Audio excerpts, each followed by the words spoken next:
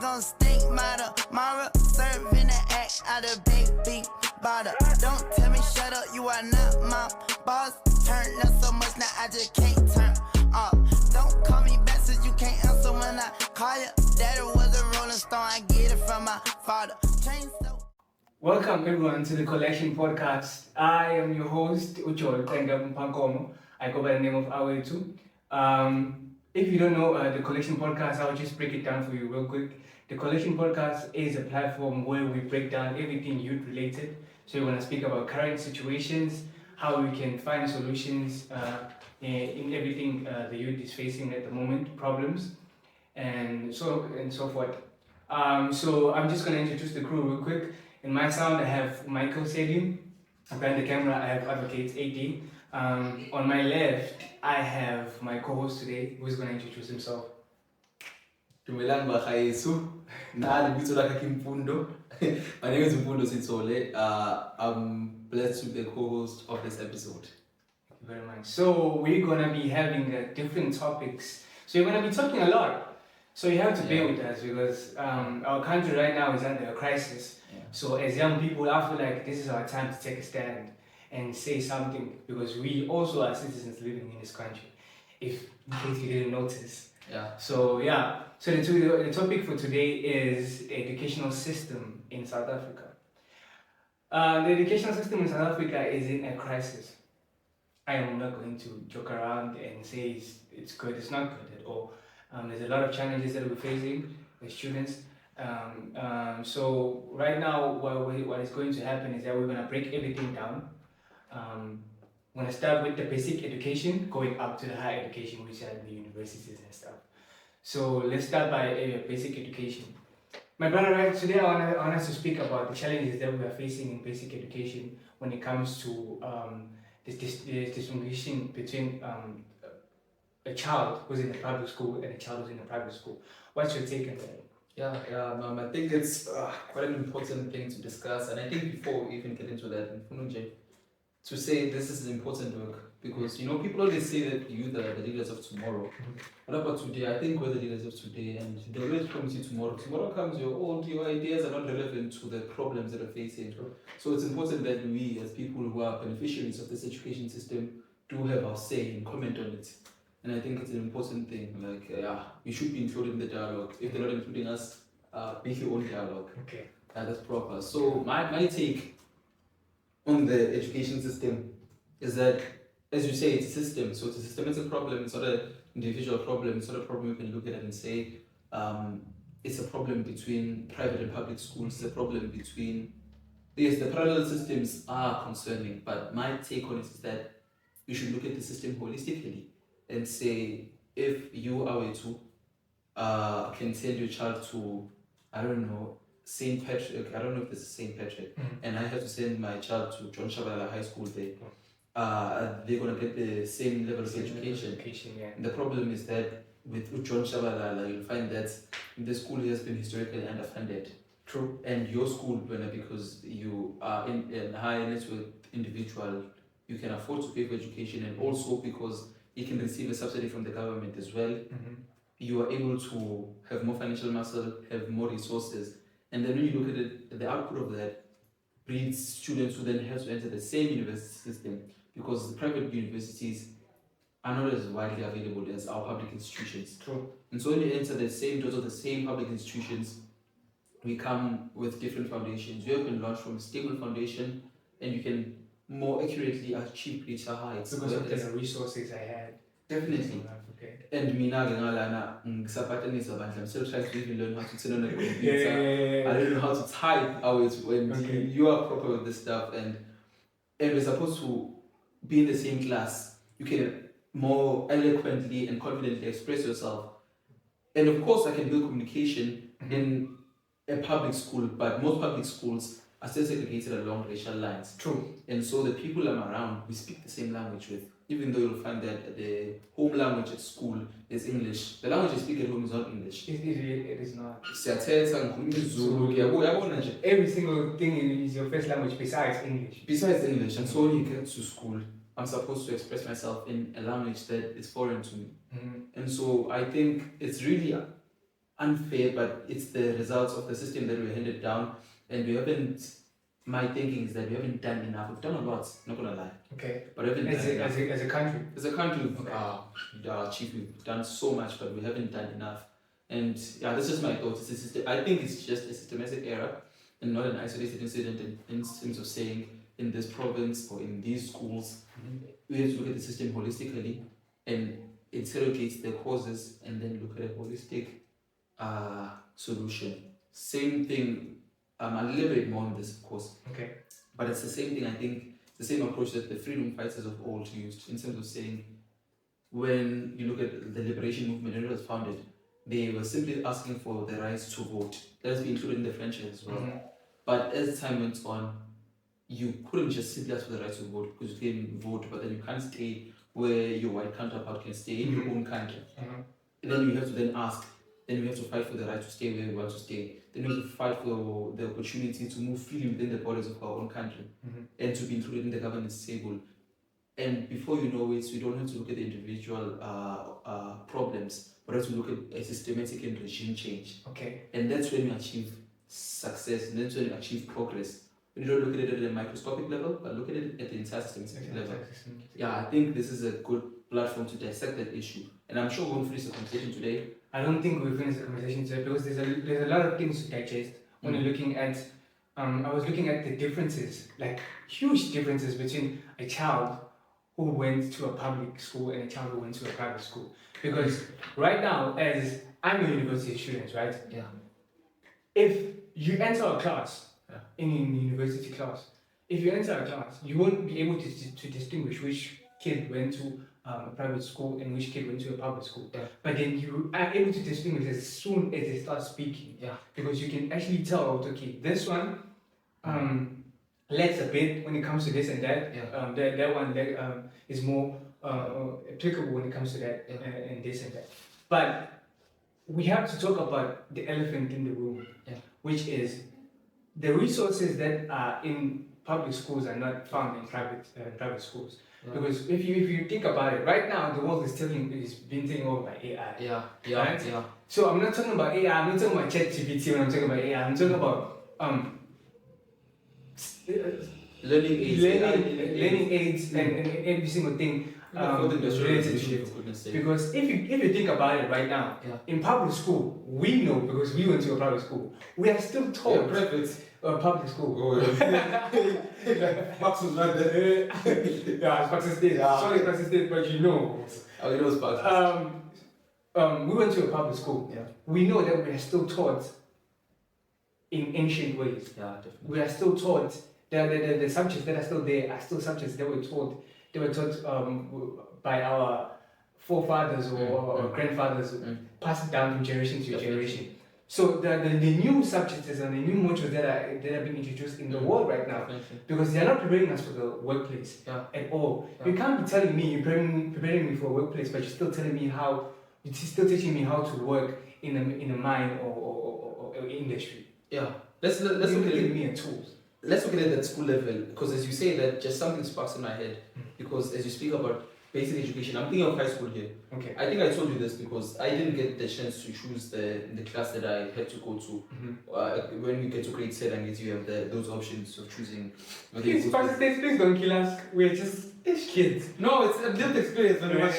Okay. So I didn't have that chance because people have the chance to choose to go to humanities or general, rather go to commerce and go to science. Those are the 3 options that we had. Yes. So I arrived there. They're like, okay, you're late.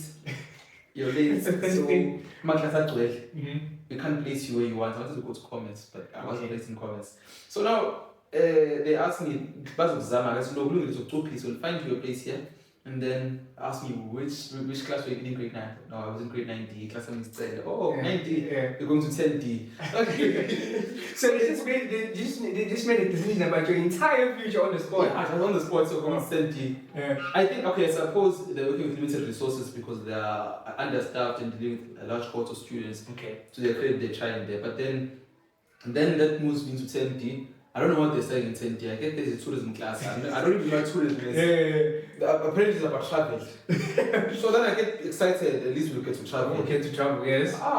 Not to my disappointment, I had to find, until matric I remember, asking myself, I read those curriculum documents that were supposed to have excursions. Yes. Since I went on this excursion, there was never an excursion. Ever since I've been to Spark, I've never been in an excursion. Chief, nah, there's nothing of the sort in our public school. They're not resourced. Yeah. They'll teach you about the world. We barely even have, what you call this thing, relevant posters. The books that we're using are pre-World Cup. Yes. It's a tourism book. They're telling you about what the benefits of the World Cup will be, the 2010 World Cup.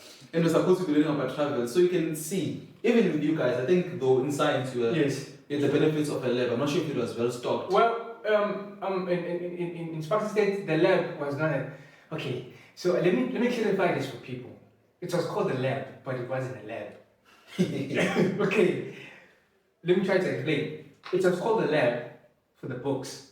What I'm trying to say about that is that when education system or when the education comes to visit, someone from education comes to visit, when he reads the book, he's gonna read that there's a lab, right? But then when you go inside that room, it's not necessarily a lab.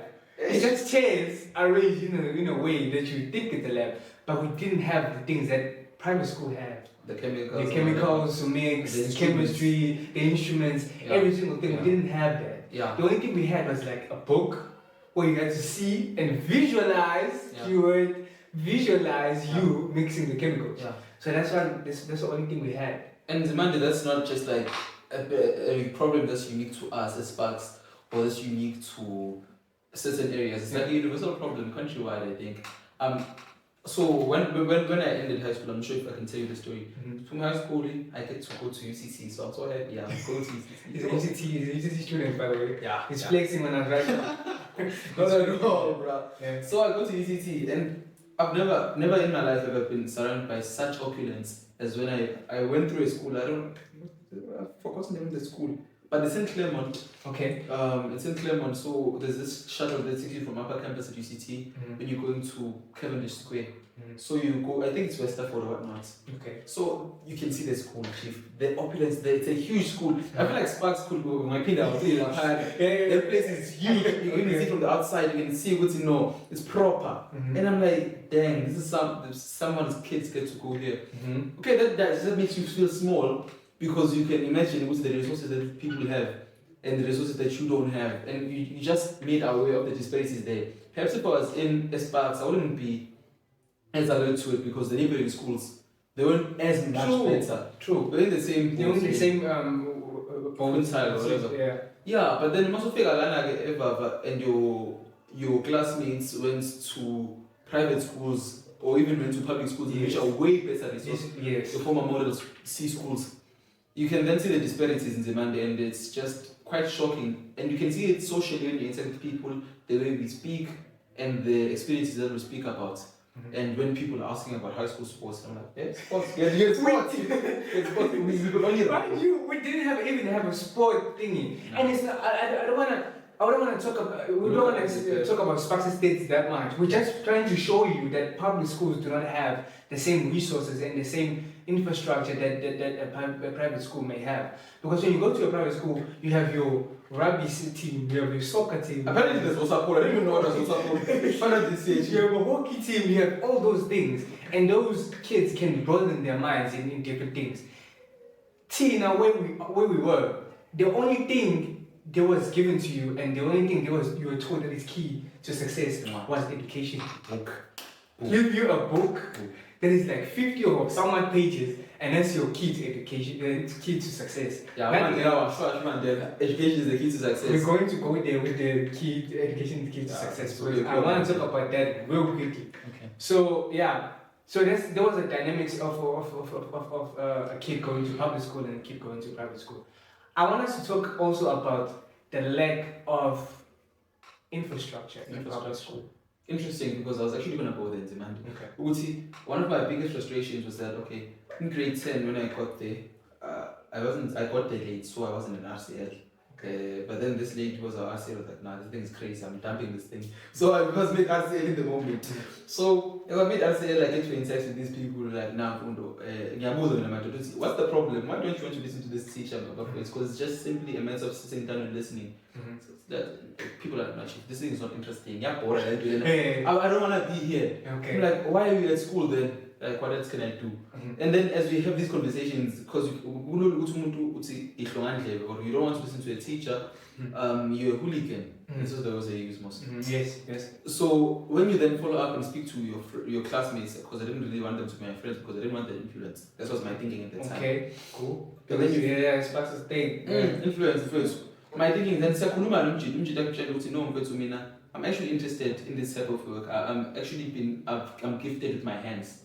In terms of crafts, I'm gifted in that way. Yes. If we had perhaps carpentry, or if we could do something that deals with being a mechanic, because I really like working on cars. Yes. And then you're like, they start thinking, you're really gonna fall through the cracks. Yes. You're really gonna fall through the cracks. And I think at that time, when we were in grade 10, I think they were just phasing out drama or something. Or yes, I think we were the class previous to us was the last drama class. Yeah, so even people who are talented in the arts, in performing arts, they didn't have the space to thrive there. Yeah. It was either the book or nothing. So my all this is to say that the environment that we were in and many other people in the public school system are in, you are under-resourced to the point that you can't express yourself and you can't truly realize your potential in terms of being gifted in the creative arts, in terms of being gifted perhaps with your hands. Yes. The book is your only avenue. And my thinking is that someone might even be dyslexic. Yes. And then you only have the book. The book on nothing. It's the book on nothing. So infrastructure-wise in Jepetu, no, I should be the Not talking about infrastructure. Okay, now that you have spoken about that, I really wanted to go to infrastructure. I'm talking about the school as a whole. When it comes to because where we come from, taking Sparkle State out of the way, where we come from, we go to Overport, Beshe, Benwood, all those places, all those schools. When you come to think about infrastructure, they don't have chairs, they don't have desks. The walls are cracking. Yeah, definitely. It's just a lot. It's just a lot. Definitely. So, where do you think this thing is going? Do you think this thing is affecting the learners? Not having much desk, not having enough chairs, all those things related to infrastructure. Definitely. I think demand to adequately trace the effects, we should bring context. Okay. And if you'll indulge me, I'd like to think from the top of my head and give some context. Okay. So the current education system isn't built to accommodate the people who are in it right now. Okay. So my thinking about this is that you know Tuti, under the Bantu education system, state education was extremely segregated and set apart for different race groups. Okay. So the school that you and I went to, Sparta State, was a historically colored school for colored people. Yes. The school that I grew up for the most part of my life, Hammersdale. Hammersdale was schools for black people, and so the infrastructure is different there. And then you go to Durban High School, and those schools there for white people. Yes.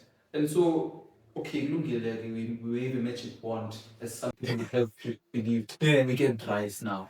Now you, the child of that person, have the right to go to the same school as the other racial groups or ethnic groups rather. And as you thrust into that opportunity, now our parents can afford to send us to these schools. These schools are not built to accommodate us because there's a lot of demand from Abazali, now this emerging black middle class, who wants to send their children to better education institutions. Yes. And as you have that, as Abazali is Tumela, you have this exodus of white people. And we have white flights in schools that are predominantly white rather, as black kids enter. It's evident, you can see that across all public schools. Okay. And especially in our institutions, we are entering and there is an exodus of the community area. As Pastor State used to be a colored area. I don't know why. There's a lot of black people now. I'm used the term black narrowly referring to African people. Yes. Yeah. So for context. So when you have that, as we enter into these education institutions, we're entering by our numbers. Okay. And the government has opened the floodgates, but you have to think, what support is there to reinforce the system that already exists? Because yes, Sparks State is already developed in terms of it's developed for the community that is supposed to assist. But it's banning to the point that if the ratio is supposed to be 1:30, Sparks the ratio was 1:65. 1:65. Because in our science class in grade 11, if you remember, there were like 60 kids. How is it one class? 60 kids in one class. So it was a challenge for a kid to see things and have Get a teachers' get teachers' attention. attention, because that is very important. Yeah. Teachers' attention is very important. I don't think people understand how much a teacher's attention would do for a child. Yeah. Take me for instance. Yeah. My journey from grade 10 to grade 12 is totally different. The person I was in grade 10 to the person I was when I left Sparks State are totally different people. Okay. In grade 10, we didn't have the teacher's attention. Okay. We didn't have the teacher who goes out of their way to ask you about questions, to push you too hard, and to push you to your greatest extent. Yeah. We didn't have that thing. So we were just there to get paid. Okay. As long as I'm getting paid. So what I'm trying to say is that if the teacher is relaxed, what do you think will happen to the students? Who will also be relaxed. And become now, complacent as well. In grade 11, there was a teacher who came in who cared about us, who cared about what we're doing, what do we want to do in the future, how are we doing things, how are we improving ourselves as people. But woman's Oh, cool. You will see. Oh, that's all I'm right here. So she cared. Yeah. She cared about every single thing. She cared about how you dress, the uniform, how you speak, how you think, every single thing. So she used to push us to that extent, and most of us came out of our shell, and we actually did better in our studies, did better in our lives, and a lot of things, because some of us do not have parents to talk to about certain things. But she opened the gates for us to do that. And in return, we were thriving. That's proper. You know, I saw, right? You know how we were going. No, that lady will be to form, guys. We were thriving. Yeah. As a person who's actively in the university right now, and you've seen people prior you and how they are, right? How they're living their life right now. There's a lot to say. I'm not gonna lie. I think I'm privileged to be in a university that's widely regarded as I don't know, a reputable institution. Okay. But the fact of the matter is that it's a historically white university, white only university. So if it was a university made for white people, there's a method of saying Mina Gumtumnyama to have belonging. Okay. 10 years ago, the people who rose must fall, they didn't feel like they belonged when you have a statue of a colonizer right there as you climb up the stairs. I'm not sure, I climb those stairs every day because my classes are in middle campus, so I have to walk all the way to upper campus. Yes. And you can imagine the statue of Rose just right there. Yeah. It just tells you, no, you don't belong here. Those institutional symbols of colonialism, they tell you it's a matter of belonging. So my mom, if we are to look at it from the social perspective, we have to ask a question. Is it built to accommodate the people who were excluded previously? It's been changing to accommodate them. We have been making changes, small changes, minor changes, and we're moving gradually towards the right direction, but we haven't been making enough changes. Not enough has been done. And if you look at the financial infrastructure as well, yes, from the finance point of view, you can give me the right to education. If you give me the right to education, what then? I just have the rights. To have the financial means to realize that rights. Okay, you don't have the financial means, you make NSFAS. Yes. Is NSFAS enough? That's the question you ask. NSFAS is aimed at assisting the poor, the impoverished, don't want to say poor, yes, want to say impoverished, and perhaps the middle class. Even now with the new measures address the missing middle question. Yeah. But then NSFAS can only operate so efficiently, but then not in this capitalistic economy, because you have NSFAS, but then you live within a capitalistic society that commodifies education to the point that whenever you're funded by NSFAS will pay a certain portion, but then fees will always be above what NSFAS will pay. Yes. So you'll find that in the apartheid, formal apartheid, exclusion was perpetuated and carried on through legislative means, but now you find it being carried on through financial means. Yes. So exclude people. Okay. So I've looked at it from the social perspective of saying, do you belong?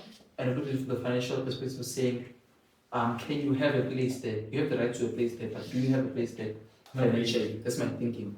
And then if you look at it thirdly, at the university system holistically, our university system is not the same. What the that I have at UCC and what you have at UWC, and when someone have a historically black university, it's like you fourth year. You get it even better. You get it better, right? So you fourth year. Yeah, those historical black you need to the experiences are not the same in terms of infrastructure, in terms of reputation, because those institutions aren't research institutions. You don't really, they're not renowned for the institutions who produce groundbreaking research. It's because it's a matter of resources, it's a matter of channeling the funding to develop the potential that's there. So briefly, it's a wide problem and so huge, and I've only analyzed it from the social perspective of saying, does everyone have a place there? Does everyone belong? Because we're living in a diverse society and we need to be inclusive. Yes. I've looked at it from the financial perspective of saying, are they only catering to those who can afford? And if so, what then do we say about being education leading to success? If I can't afford my education, then I'm not going to succeed. And thirdly, I've looked at it from the infrastructure perspective of saying these historically black universities don't have the adequate infrastructure. We know this. I mean, that's the reason why someone would choose to say, instead of going to uni Zulu, I'll go to UCT. Why? Because I want to have exposure to resources and to this infrastructure and to the name itself. Yes. And we must look at the causes for that. And so I'm saying it's a systematic problem. You mustn't just look at the symptoms, you must look at the system itself. Looking at the system itself, think that you ended with that. Looking at the system itself, I'm looking at it as, okay, fine, cool. You're talking about the financial part. I'm talking about things we are taught there. Okay, Right? okay, curriculum. So, the curriculum. That's actually important. Yeah, because the science I'm studying in UWC is different from the science privileged university, because there are privileged universities, by the way. Privileged universities like Stellenbosch or UCT study. Okay. Right? Okay. And that plays a part. When I get my degree, I have applied geology degree put in the table. Someone from UCT is like, I have applied geology degree in the table. Which one do you take? Yeah, I mean, definitely gonna take the UCT one. Definitely. Right? Because of the distinction. Yeah. Right? Because of the things we were taught in UWC and the things they were taught in UCT. Do you think it's a matter of curriculum, the curriculum being different, or do you think it's a matter of funding, and the funding from this well-funded institution, they're able to then produce more research, hire the best scholars, and have the instruments that they need? Whereas I know that in science you guys use a lot of research instruments. We're supposed to. We're supposed to. Yeah. We're supposed to use a lot of instruments. Right now, I'm talking about something I'm experiencing. Okay. Right now, we are taught how to measure, how to use a measurement that was used in 1978. Bro. Please, can you please think about that? Bro. Please think about that. So The instrument that we're taught to measure with. The people who was in my class know what I'm talking about. The instrument we're using right now to measure. What are you measuring then? Wow, we measured a lot of things. Oh, we measured a mass of a bubble. A bubble, like hidden tip, Bubble, yes. I'd say like soap, water, Yeah. bubble. You're measuring the mass of that. Yeah, that's nice. Interesting. Well, now, I don't just study geology, like that's like bubbles. now in no, Interesting. please Quite interesting. put some respect on my disease, please, man. It's not confined to just No. Like, if you want me to go to geology, I can have a distinction state because there are different things in geology. It's kind of like law. Very wide. So what I'm trying to say is that now in physics 152, which is a second year physics, we are using things that we should be using: laptops, Excel, coding, everything, because we're living in the 21st century. So we have to use those things. But last year we were taught to measure using a triple beam balance. If you can ask anyone who's doing engineering, ask them about triple beam balance. I'm sure in engineering they don't even use those things anymore. As we know. I'm just trying to. Yes, in 1970 something. I'm trying to paint you the picture. What's the justification of you guys not having the instruments?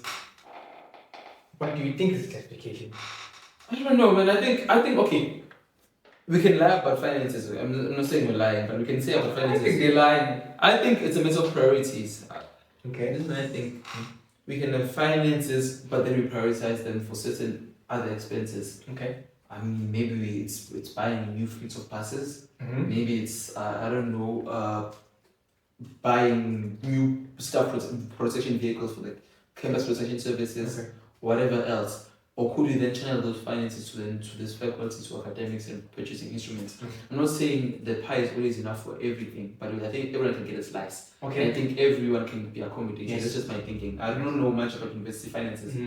But my thinking is that it's a matter of priorities. What do you prioritize more More than? than- Yeah. yeah. It's just my thinking on the matter. Okay, let's look at it when you get outside university. Okay. Last time I checked, I don't like stats, Okay. but last time I checked, the unemployment for recently graduated people is about 40%. Yeah. Okay, take a pause. Can you please take a pause Yeah. on that? Because we're like, how much? 60 plus million in this country? Yeah. So you're telling me, like, quarter of the demographic that has graduated is not working? Yeah, so man, I want to imagine. It always dawns. We're having this conversation with some comrades that we mustn't look at systematic problems and institutionalize them.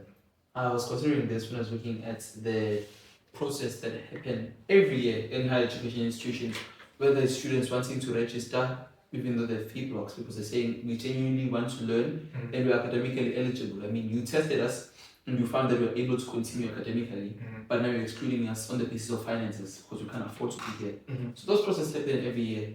And not just at your institution or my institution, it's a national problem. It's a national problem, yes. And what you're saying right there, it just brings me to the fact that this is not just a problem that your institution experiences or is going to be experienced by someone who's just coming out of University of the Western Cape or whatever. Yeah.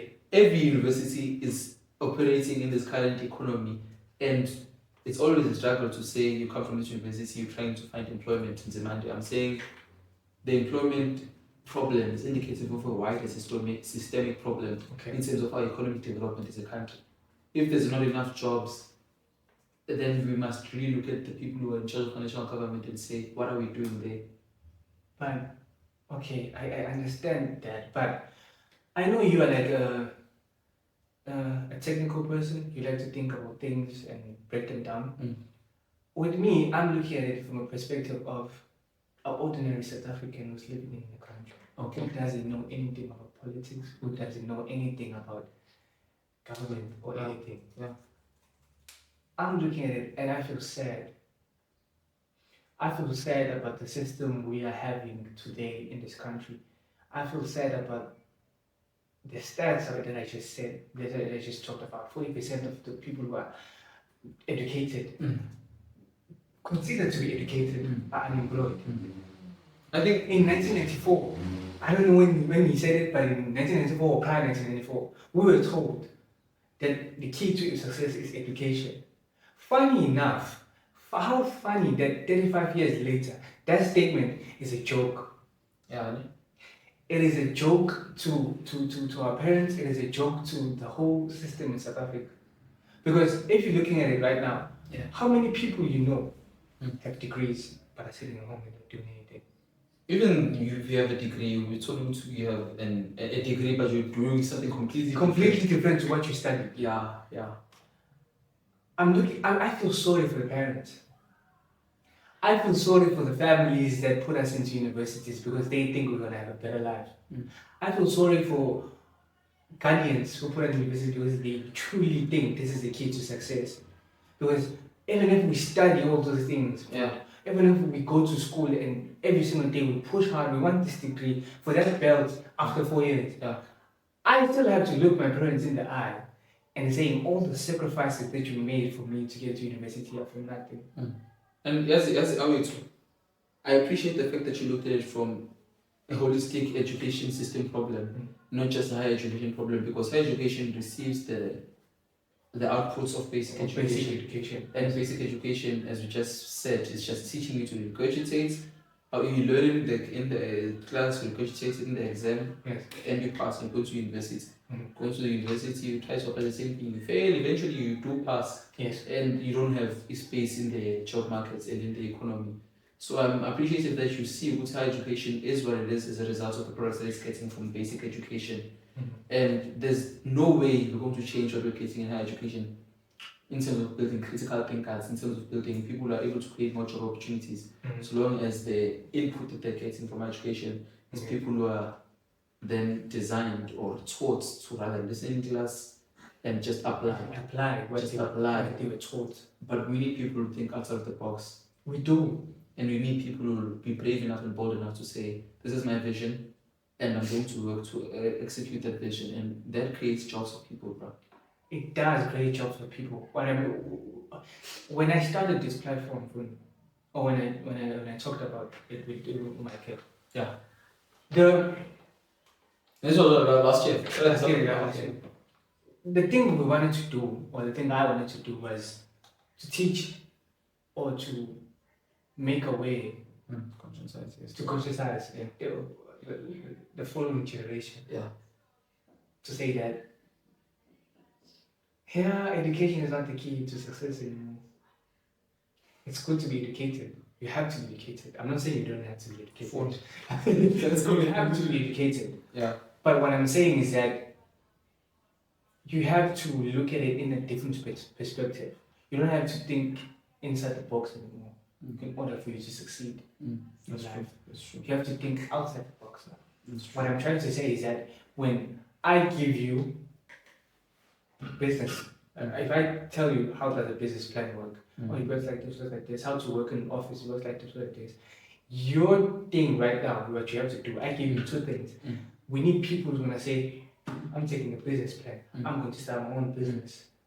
I'm going to go back to the villages or wherever, Lokshin, wherever you stay, and I'm gonna make a better life for everyone there.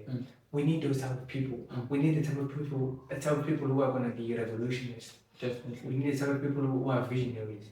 We need the type of people who will take control over things that are happening in our country. Because I'm sorry to say it, but the way I'm looking at it, no government is here to save the youth. Yeah, I mean, I'm truly sorry. That's literally true, bro. But the numbers don't lie. Let's not outsource. Yeah, let's not outsource it. Okay, Yes. my success is my family's success. Is the truth of it, and I can't look to the government necessarily and ask the government to fix everything for me. I think we can't do that. I think it's a matter of looking at what we can do and trying our best with our resources. And even beyond our resources, we need to collaborate. And I like these spaces where we can co-create as young people, spaces where we will thrive. And build space for ourselves, because that's when we move this country in a way forward. When you no longer look to the government we become very dependent, my brother. I'm not gonna lie, we become very dependent. And I think you pose a crucial question, the question of values. What are the values of our education system in terms of basic education? What is it teaching you when, if you are gifted creatively, you can only express your gifts in the classroom when you're reading a book? And basically, you're asking a fish to climb a tree. That's not where you're gifted, and that's not where you can express your gift. And you're going to fail there. And you're not going to be fulfilled there, and you're going to prosper. So we value someone who just does things by the book and listens in class, regurgitates, and does the work just like that. Don't value critical thinkers. We don't in our education system people who are offers alternatives. And what this is basically telling us is that if we keep doing what we've been doing, we're going to keep getting what we've been getting. And right now we need alternatives. We need thinkers who can have a vision and who can be bold enough to execute that vision. Having a vision is one thing. We need people to take action what we're trying to say. Because as young people, we've never had the voice to speak. Because every single time we try to speak, they'll be like, But the thing is, we are the people who are facing these problems. We are the people who wake up every single day and have to face all of these situations and all of these hurdles that are placed before us. Because someone who's in the office somewhere is just chilling there, not doing anything. But we are the one who are facing it. But what I'm trying to say is that we can complain, keep on complaining, and complaining will never do anything. I heard Vusi Sembawai say one time, if you think about your excuses in life, they are valid. Think about every single excuse you have done about in life, it's valid. I never done this, I drank because my father wasn't there, valid. I got meetings because my father wasn't valid. I didn't go to the gym because I had so much work, valid. Every single excuse you tell yourself is valid.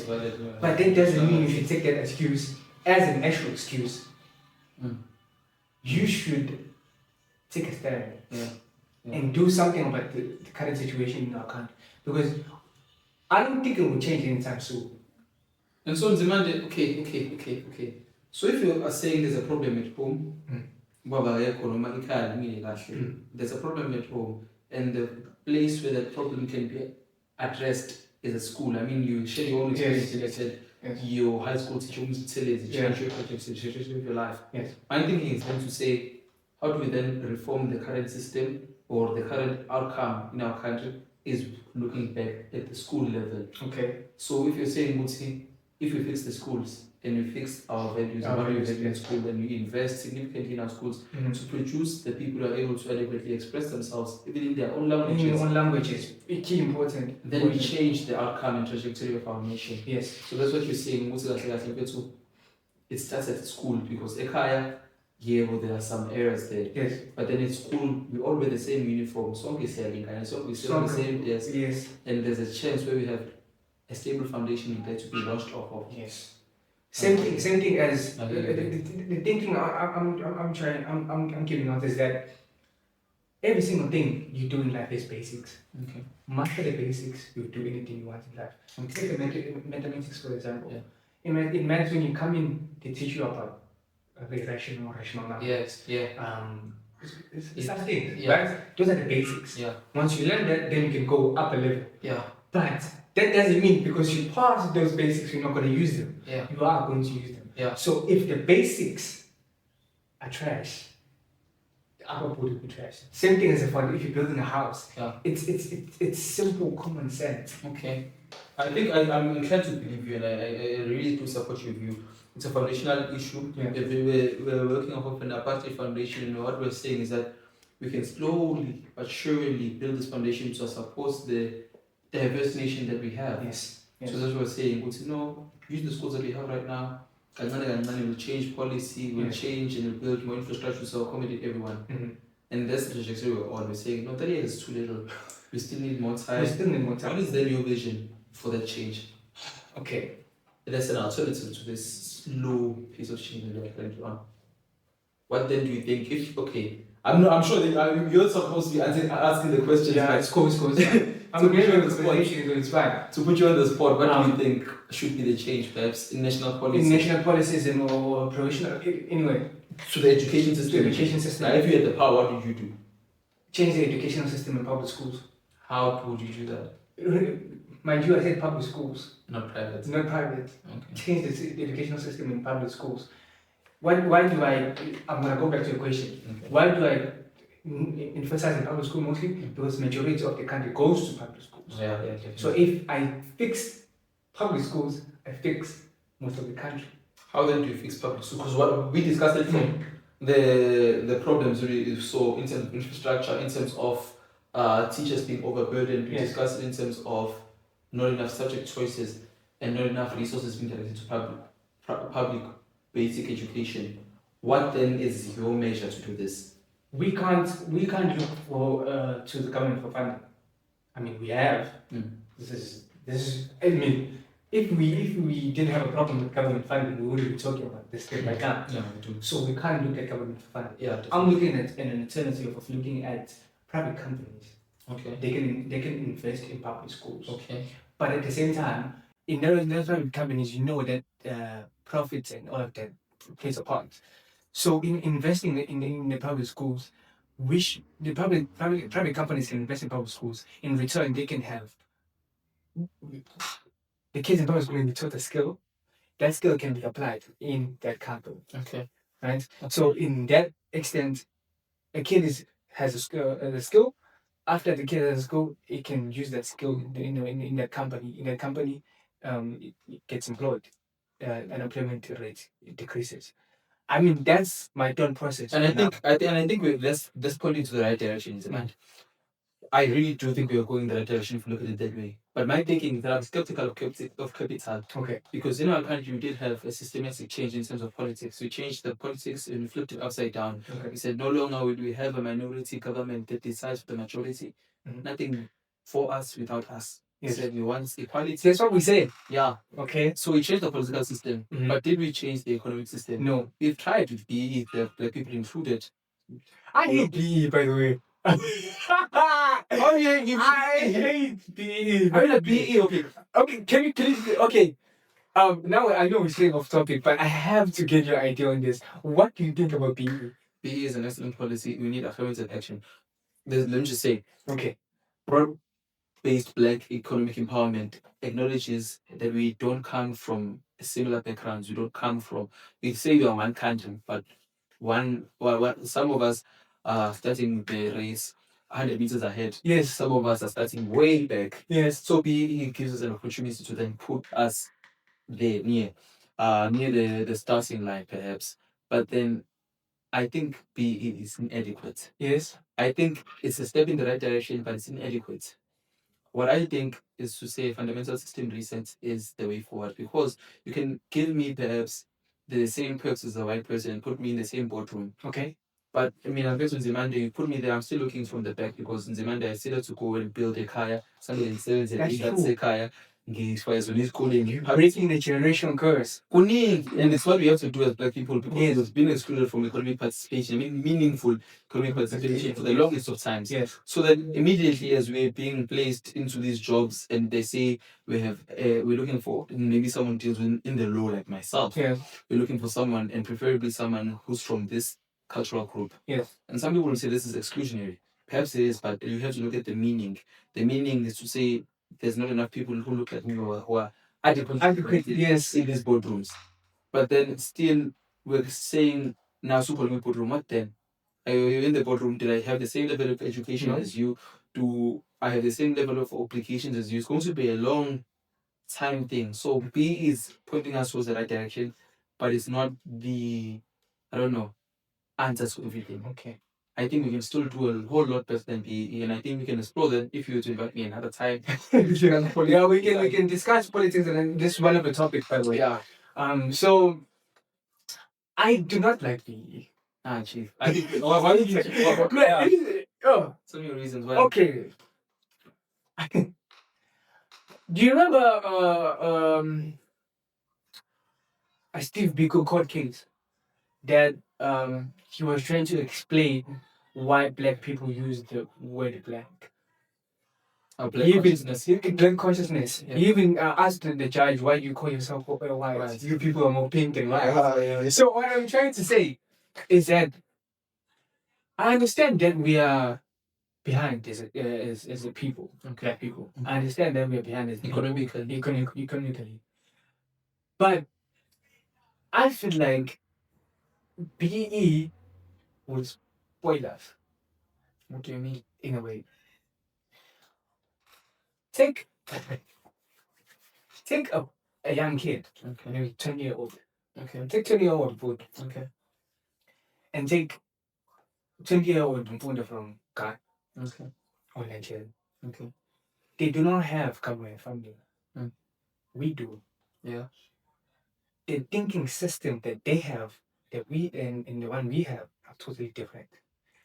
They are hustling every single day for their people. That's why Nigeria is like coming to becoming one of the richest countries in Africa. Mm. Because, by the way, our economy has risen by 0.1%. That should tell you something. Yeah. But I'm not there. Yeah. Yeah. They are hustling every single day, right? They are making something of themselves. Not making something of themselves, but they are making something of themselves, and they are putting a generational system that will work from generation to generation, because they're going to pass that skill down to from generation to generation. Contrast that to you who sits at home and waits for 350. Yeah. Okay. You have a point for it. A BE Okay. is a system of people who sit in a boardroom and you give them your business plan. You're like, okay, I want to build a road here. Mind you have no business background. I want to build a business. Here's the thing. And they say, okay, looks like you could build this road with 2 million. Here's 2 million. Right? Mind you don't have a business background. You never done this thing before. Yeah. What will you think will happen? Obviously, you'll fail. Set up for failure. That's why BE has failed with all these years. That's why I'm thinking. That's why I'm saying that if you're not gonna fix the basic education from the ground up, you're not gonna change the country anyway. Okay. I think I get you there, because BE is like maybe sharing some of the crumbs of the table. Yes. You can have this. Yeah. You can have that. Yeah. It's another thing I'm struggling with. Mm-hmm. Another thing I'm struggling with is that we don't have enough leaders in the country. Mind you, I said leaders. Okay. Fundo, my brother, we've been speaking for a long time. Ages. And right now we're speaking to the youth, the Okay. younger generation coming up, our generation before us. Mm. Do you have anything to say to them, to encourage them in other ways? I have a lot to say, but I'll be disciplined and I'll contain my speech and say, one, Bigo said, when we were speaking, he said, black men, you are on your own. And I think we're at a similar situation and instance in the development of our country. Where a young person, you have to tell yourself that you're on your own and you have to look within yourself and within your fellow young people for your development. This is to say that what your vision, the vision that you have is valid. And now what you have to look at is how do you develop it within a system that is not necessarily designed to assist you prosper and flourish. The system as it stands right now is not as optimal as it could be for your success. It's not as conditioned as it could be for success. And now your thinking must be around how do I work within the system and navigate it to ensure that I prosper. And those are the questions that you must ask yourselves. You must think out of the box and you must have that vision. You must consult people and listen to people who will help you actively work towards that vision. I think there's not one person who can give you a standard answer. I think you'll find the answer within yourself because you have the answer within yourself and you know what your contribution to this nation will be. I mean, you know what your contribution to this world will be. And so it's a matter of developing it. So believe in that vision and work to nurture it with people that will actually help you grow in the direction you want to go. Yeah, it's just That's very beautiful. defined. Yeah. That's beautiful. To add to that, I just want us to be cautious of things that are happening in our country because they do affect us. I see a lot of people thinking that the youth are all about fun, going to clubs, drinking, and all of that. We are people who are able to think. I want every single person who's young to know that you are able to think and everything you're thinking is valid. Everything you want to do is valid. Because we hear a lot of voices, external voices telling us we can't do something because we are still young, we're still this. That's not true. Every single experience that you encountered in your life means something. And you can use that experience to empower yourself in ways that people have never imagined before. So I want us to take this opportunity, have this platform that we're having right now. If you have anything you want to discuss, anything you want to say, your voice matters. This platform is for you guys to speak about anything you want to speak about. Because end of the day, this is your country and this is your future. Because as they say, we are the future of this country. We are the now. Yeah, we are the now actually. Now, but They've been telling us that. yeah, We're actually the now. So it's our time to take a stand. Definitely. With that said, it was a pleasure talking to you guys. It was a pleasure having you. I hope we're gonna come back again. And still discuss these things because I feel like we have a lot of things to discuss with you. Reach out, you'll find us. Yeah. So that's talking to you guys. And remember, this is the collection podcast where we fix the future one topic at a time. Thank you.